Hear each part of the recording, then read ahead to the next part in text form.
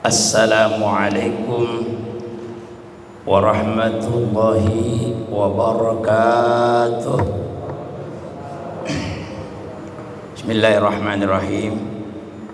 Alhamdulillahilladzi an'ama 'alaina bi ni'matil iman wal islam was sihat. Asyhadu an la ilaha illallah wa la syarikalah wa asyhadu anna Muhammadan abduhu wa rasuluh. Allahumma salli wa barik ala sayyidina Muhammad wa ala alihi wa ashabihi wa mawalah. Amma ba'd. Qala Allah Ta'ala fil Qur'anil Azim wa huwa asdaqul qailin. A'udzu billahi minasy syaithanir rajim. Bismillahirrahmanirrahim. Wa nunazzilul Qur'an ma huwa syifaa'un wa rahmatul lil mu'minin. Wala yaziduz zalimina illa khasara. Wa qala Rasulullah SAW, likulli da'in dawa'un. Sadaqallahul azim wa sadaqa rasuluhun nabiyul karim wa nahnu ala zalika minasy syahidin wasyakirin walhamdulillahi rabbil alamin.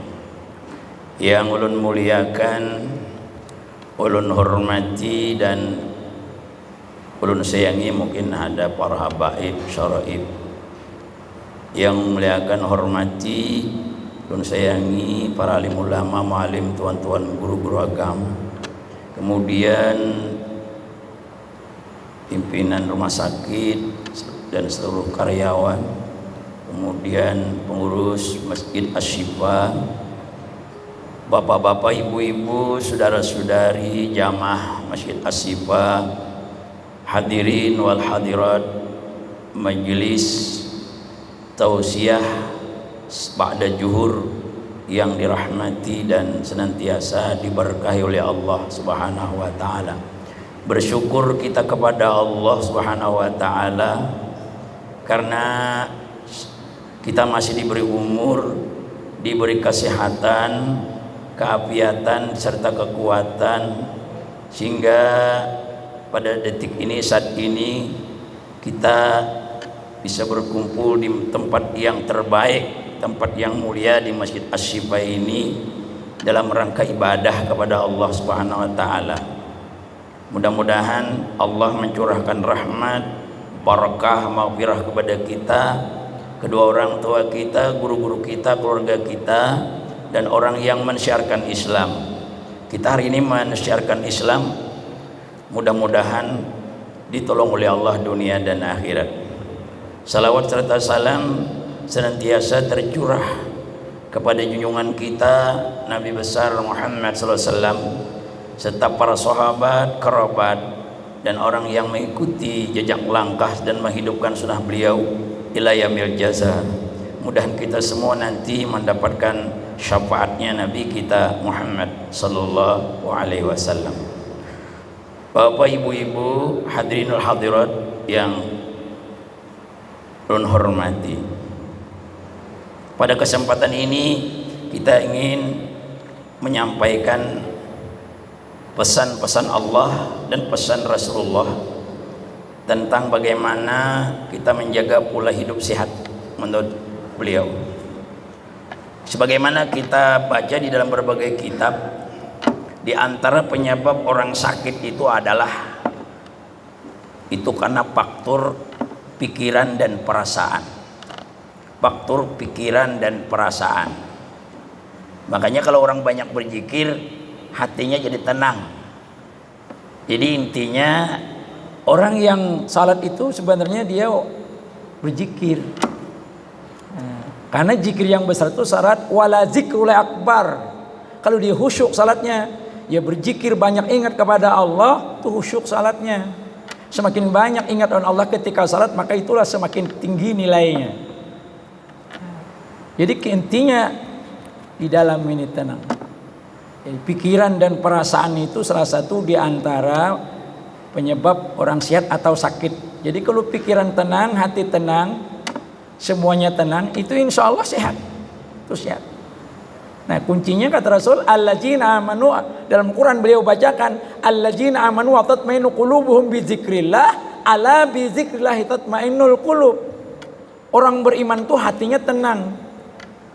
Dengan hatinya tenang, ya Kak, dengan mengingat Allah, hatinya jadi tenang, maka sehat. Itu satu kuncinya yang pertama. Yang kedua, penyebab orang sakit itu karena berbuat dosa. Berapa banyak orang yang berbuat dosa besar itu menyebabkan sakit. Ada penyakit yang sampai sekarang mungkin tidak ditemukan obatnya. Ada yang ditemukan obatnya, padahal ada, cuma kan ditemukan. Orang sekarang kalau misalnya kalau zaman Nabi Lut itu ada hubungan laki-laki dengan laki-laki sehingga menimbulkan penyakit.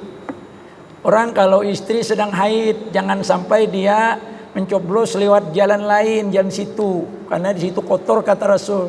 Allah sendiri dalam Quran melarang, haram. Nah itu dikhawatirkan penyakit haid dan sebagainya. Disinilah bila orang pandai menjaga agama, menjaga dirinya, menjaga kebersihannya, ia akan sehat. Itu jaminan. Makanya taharah itu paling utama kata para ulama fikih di dalam Islam itu.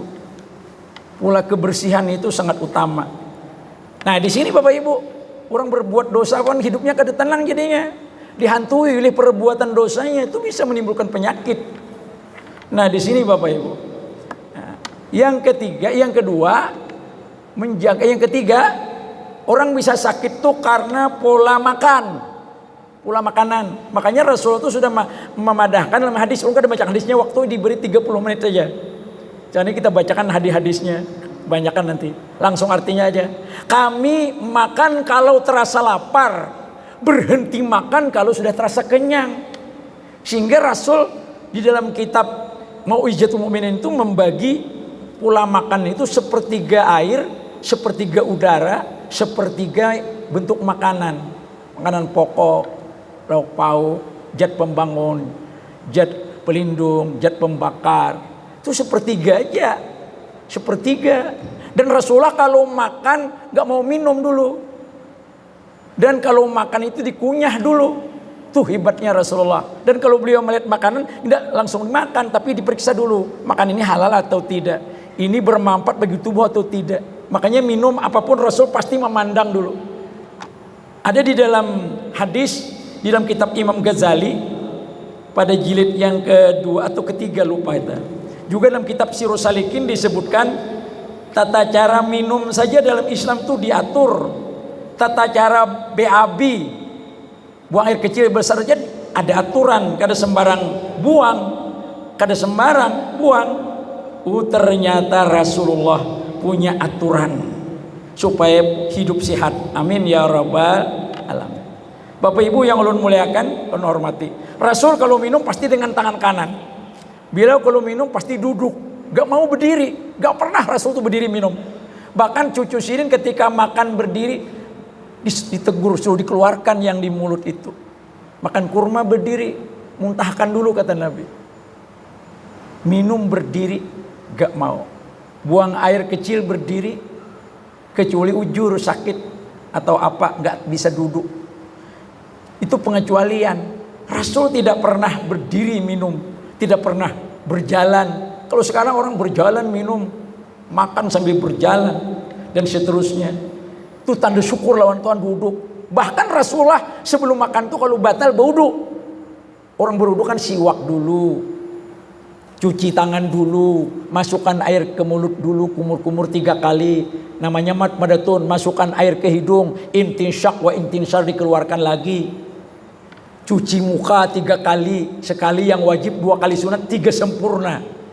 Kalau sekali sah, 2 kali dapat pahala sunat keutamaan, 3 kali sempurna. Cuci muka, cuci tangan, bukan sampai di sini tapi sampai ke sini. Berlebih itu tahzil wa ghurratul muhajjalin, nanti bercahaya di akhirat. Artinya luar biasa kebersihan itu, sampai ke sini dicuci. Kepala disapu semuanya, minimal sedikit. Wajibnya sebagian kepala, sunatnya semua kepala. Sambil dipijat-pijat. Telinga juga dipijat-pijat. Wudu sudah menunjukkan cara sehat. Amin ya robbal. Ada bakteri, virus, ada debu, ada macam-macam itu akan keluar bersama air, bahkan dosa akan jatuh bersama air wudu. Mau makan berwudu, mau tidur berwudu, bangun tidur berwudu, mau berjimak berwudu. Tahu jimak bu? Hubungan dua laki bini itu jimak dulu, jaga kesehatan. Yo, kemudian habis jimak wudu lagi. Luar biasa, mau berangkat kemana aja beliau tuh wudu. Sampai ditegur kan Nabi Musa jadi disuruh tuan berwudu. Sudah ada tapi caranya berbeda, syariatnya berbeda. Yang sempurna Nabi Muhammad. Sampai ditegur dalam kitab Murakil Ubudiyah halaman kalau ada salah 27. Dan Imam Nawawi menyebutkan ditegur Nabi Musa oleh Allah. Karena bisa dialog dengan Allah. Hai Musa, jangan salahkan aku kalau terjadi kecelakaan di jalan kalau kau berangkat tidak mengambil air wudu. Berarti kalau orang mau berangkat pakai mobil apa tuh wudu dulu. Jadi ketenangan tuh luar biasa. Sebab orang bisa celaka tuh pertama kada tenang. Dulu ada orang pandai menyupir mobil apa aja dia. 15 tahun dia naik gunung, turun gunung bawa yang berat-berat. Dia menyupir di saat dia bertengkar dengan istri, lalu pergi nyetir menabrak orang. Berarti pikiran kada tenang. Yang kedua, penyebab tabrakan tuh karena ngantuk. Yang ketiga mungkin mabuk. Di situ kata polisi mabuk atau ngantuk. Makanya kalau ngantuk lebih baik berhenti. Nah di situ Bapak Ibu menjaga keselamatan dan kesehatan. Amin ya Rabbal. Jangan kau pergi berangkat kalau kau tidak wudu jatuhan, tidak mengambil air wudu. Jangan salahkan aku kalau terjadi nanti musibah kecelakaan. Di situ Bapak Ibu, artinya kita nih harus memiliki ketenangan. Orang berwudu itu insya Allah tenang. Semua dibersihin, semua cegar, pet dan sebagainya. Amin ya Rabbal. Belum sampai ke kaki dicuci. Mau makan bayangkan. Jadi pola makan yang sehat itu Rasulullah. Luar biasa. Habis makan baru minum air. Itu Quran yang bilang, kulu wasrabu, makan dan minumlah. Makan dan minumlah. Berarti minum itu terakhir nanti. Boleh dibaca sedikit dulu, tapi terakhir. Ada yang mengatakan diamkan dulu makanan ini sedikit kunyah tuh beberapa menit baru minum air putih. Kadang kita masukkan makanan minum, masukkan makanan minum. Dan Rasulullah tuh kalau mengambil makan tidak banyak di mulut. Sudah selesai ditelan baru diambil lagi. Kita masih banyak di mulut, masukkan lagi. Di situ pola makan yang tidak sesuai dengan apa yang dikehendaki oleh Allah Rasul di dalam Al-Quran. Dan hadisnya Nabi kita Muhammad SAW. Kemudian penyebab orang sakit itu apa? Di samping dia tadi adalah menjaga pola makanan. Kemudian menjaga kebersihan. Ternyata memang bersih itu sehat. Bersih pikiran, bersih hati, bersih perasaan, bersih lingkungan, bersih badan, bersih pakaian, bersih segala tempat dan sebagainya. Itu kunci kebersihan dan kesehatan, keindahan. Kemudian membaca penyebab orang garing, faktor gigitan binatang. Rasulullah kalau mau tidur, beliau pasti memadamkan lampu Pak. Itu cipra sehat. Jadi guring itu jangan tarang lampu.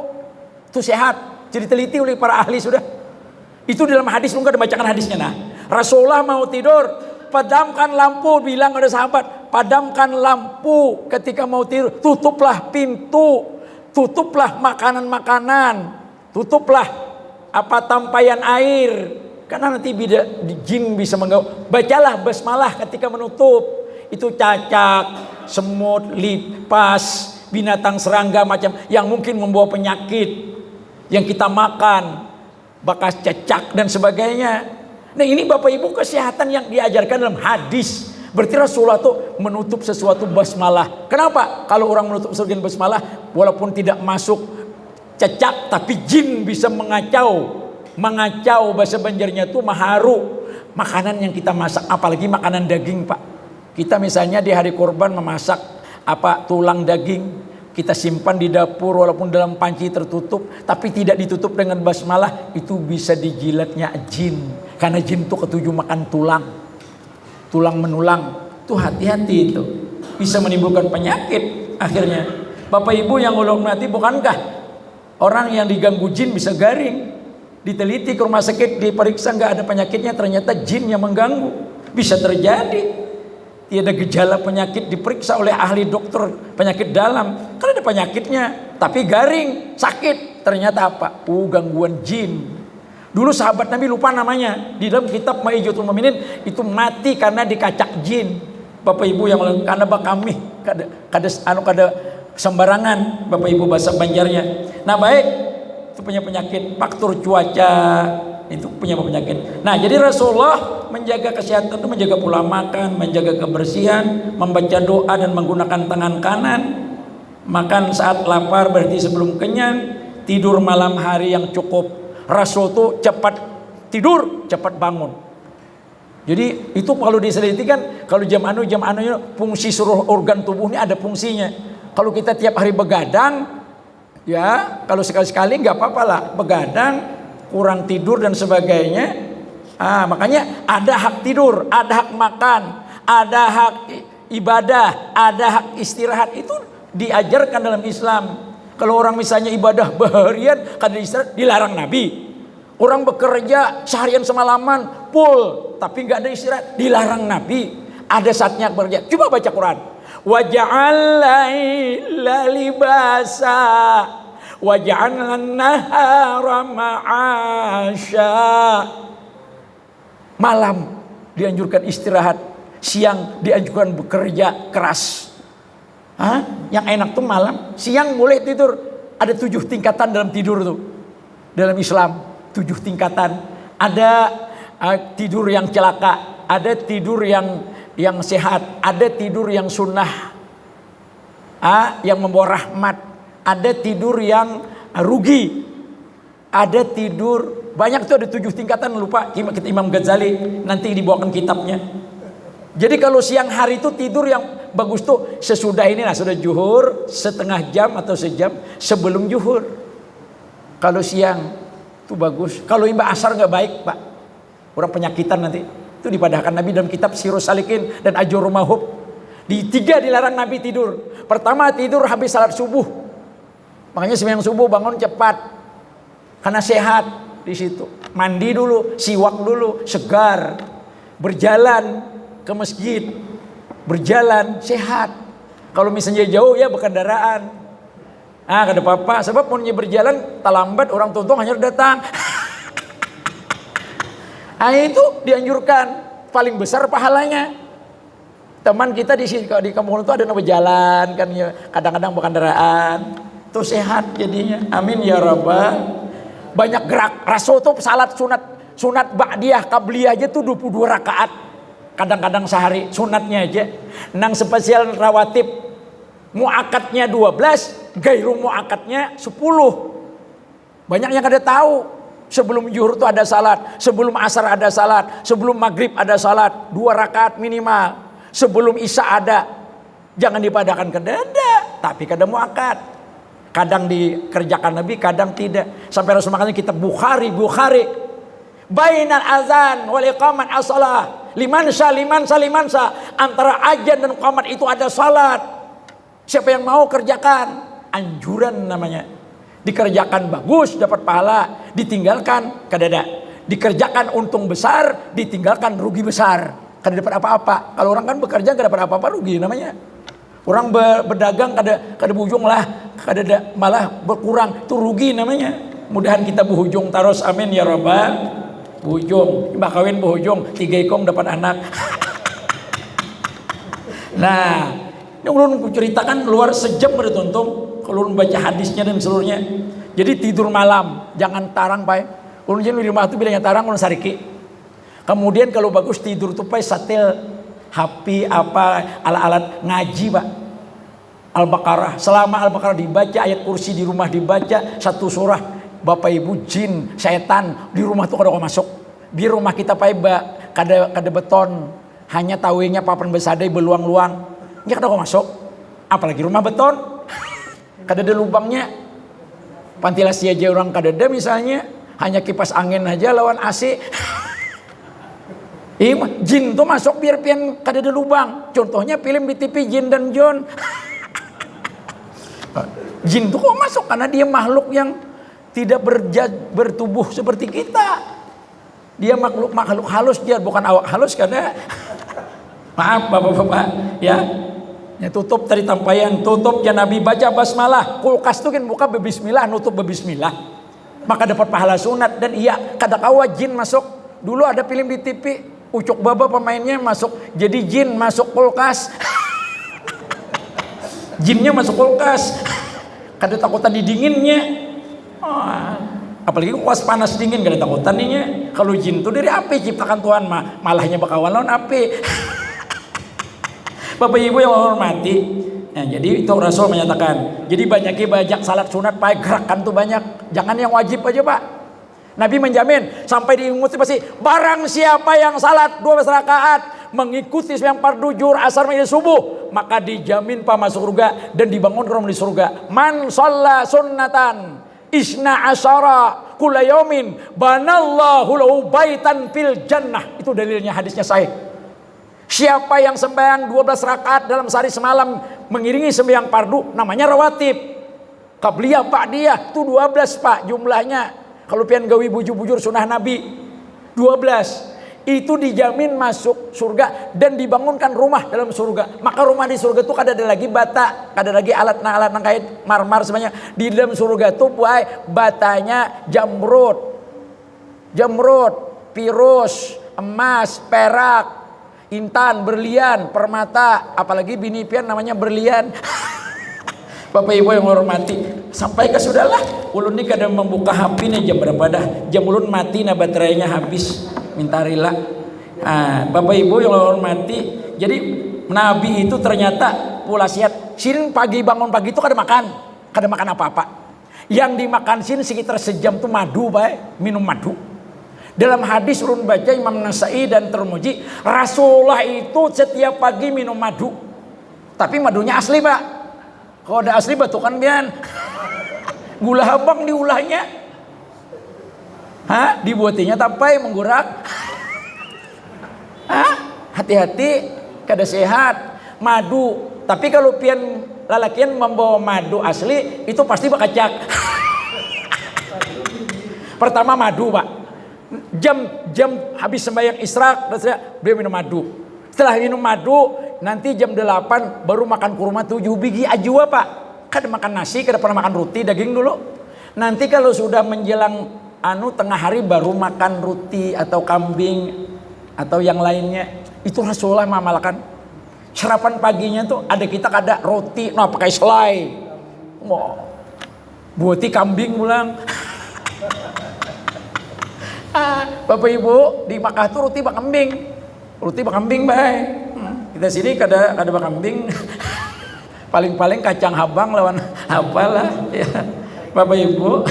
Nah, jadi pola makan itu sebenarnya diajarkan Nabi bagaimana supaya sehat, Pak. Minum Nabi kada mau berdiri duduk. Caranya begini, ulang lagi cara minum aja nah. Cara minum. Tangan kanan di sini dulu. Dipandang di sini dulu banyak tadi.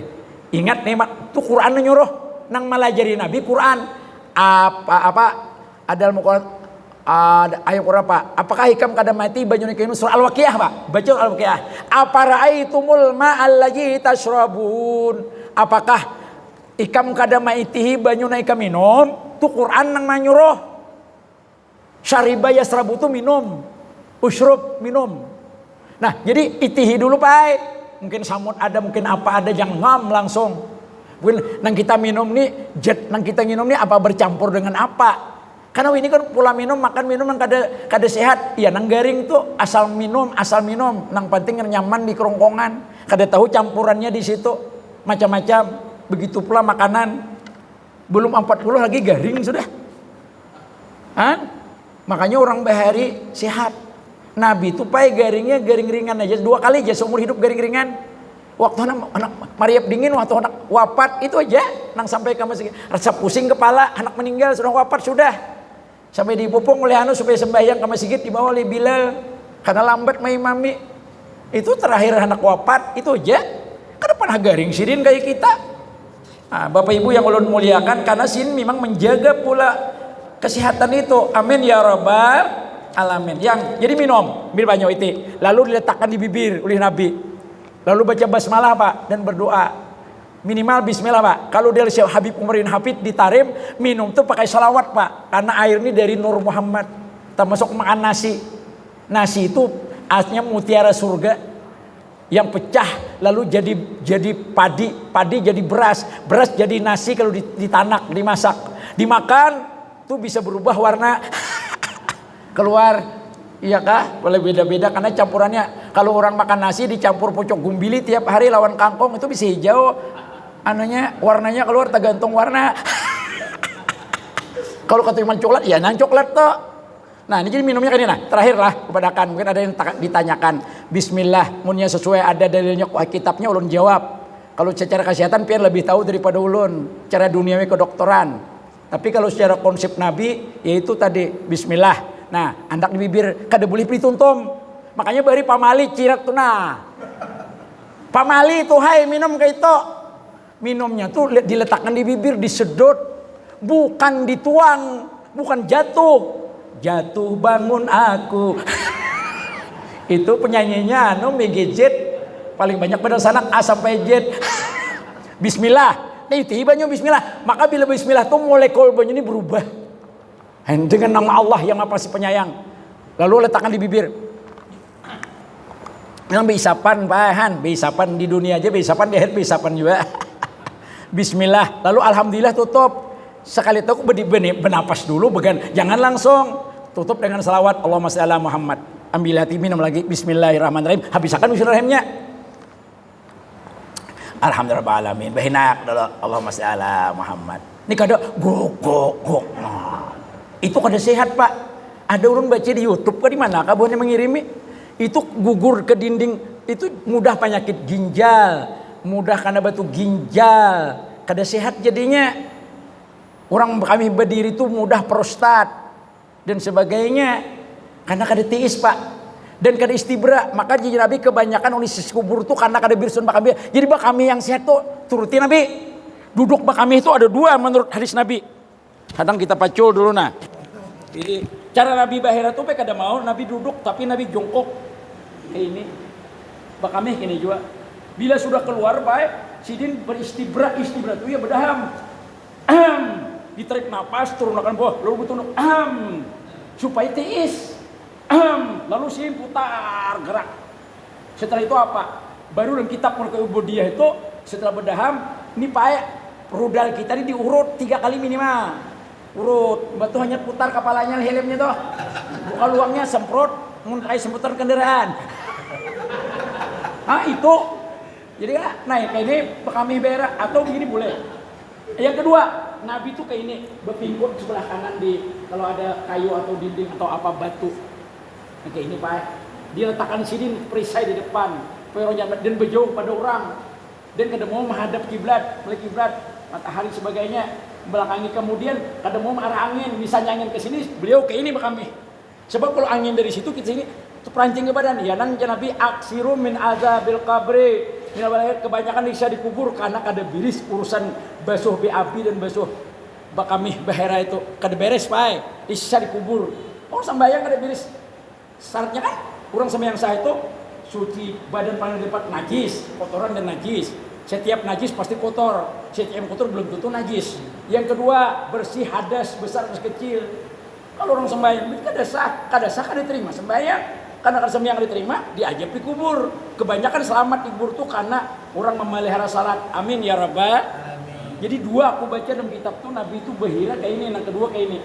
Terjebur bulunya kekerasan tuh cepat keluar baik. Orang jarang makan buah tuh. Kurang serat biasanya lah. Nah, bahira tuh kayak di tangan nah, bersenam. Bahiring lambung ke kiri, tangan berpingkut, biar guru sokumpul dapat ilmu laduni kalau berpingkut sebelah kanan. Jangan kiri berpingkutnya. Nah kayak ini nah, bahira. Bakal keluar karena habis hanya berdaham 3 kali. Nang dibasuh tuh kablatur dulu hanya kenapot. Ini kada kanapot, dulu kablatur itu di baba diri hati aja ada keluar cur. Kada tiis. Nah, itu hati-hati pula sehat dan itu membawa selamat. Amin ya rabbal alamin. Kan banyak kata, setengah jam udahlah. Karena kia pulang sambungannya. Itu aja dulu, ada panjang kata. Jadi 5 macam penyebab penyakit, kemudian pula makan dan sebagainya, banyak lagi Pak. Nah, Nabi minum madu, kurma, pagi itu utama. Pak, nah, itu Rasulullah.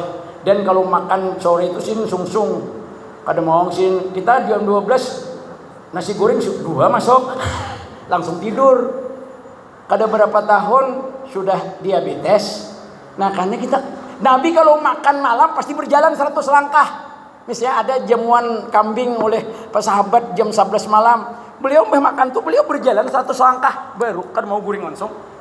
Jalan-jalan dulu habis makan tuh. Ada kita maju bahari pamali makan habis makan berapa? Bujur orang bahari itu. Ada hadisnya sekalinya. Gerak 7 langkah dulu, 7 jalan langkah, 100 langkah baru tidur. Tuh kalau makan malam. Artinya kalau makan, tapi ya ulun seumuran kada suah makan malam. Makan pagi kada suah, makan siang kada suah, makan nasi aja. Terima kasih perhatian, maaf kekurangan. Ini yang disampaikan. Semoga bermanfaat, dapat rahmat, berkah, maghfirah dan syafaat. Semoga membawa kepada keberkahan kepada kita, kesehatan, keselamatan dengan kita nuruti Nabi, mengikuti jejak Nabi, sunnah Nabi, mudah sehat beratan. Ada orang sehat jasmani, rohani sakit. Ada rohani sehat, jangan sakit. Tapi biasanya apa yuk? Sosial kada sehat. Mudahan kita sehat berataan. Amin ya rabbal.